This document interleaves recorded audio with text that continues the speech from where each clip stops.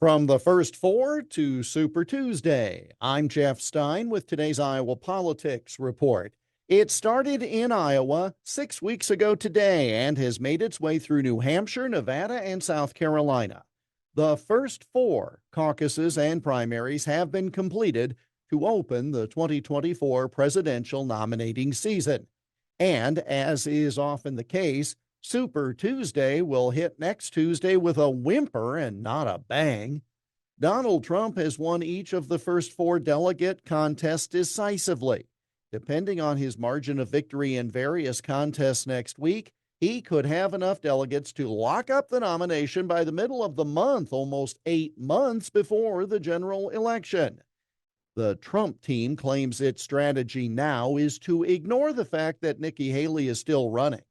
That's probably a smart move because Republicans will need her supporters in the November election, and more animosity from the Trump podium will make that a harder sell. Even with 20-point and more margins of victory, the race is really not that close. The number of crossover voters in New Hampshire and South Carolina have inflated Haley's share, with many of them conceding they are only voting against Trump and then will vote for a Democrat come November. So while she is correct to say 40% is no small number, how many of those folks will she hold on to if she were to be the nominee? I'm not one to call for folks to drop out of a race. The Trump team won't be spending much money in defense against her, and the money she's been getting likely wasn't going to be donated to Trump anyway. Soon enough, the math will show the race is over, and Haley, being an accountant, will admit that numbers don't lie.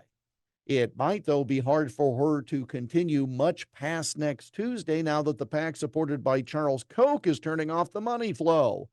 But again, not long after that, the math will be the math. Haley's people deny she's staying in the race now in order to be a third-party candidate this cycle. Perhaps that's so. But then again, she had said she would never run against Trump in a primary. Times and situations do change. And that's the Iowa Politics Report for Monday, February 26 on Twitter, Instagram, Getter, Threads, and Truth Social at Iowa Politics. I'm Jeff Stein on News Talk 1540 KXEL.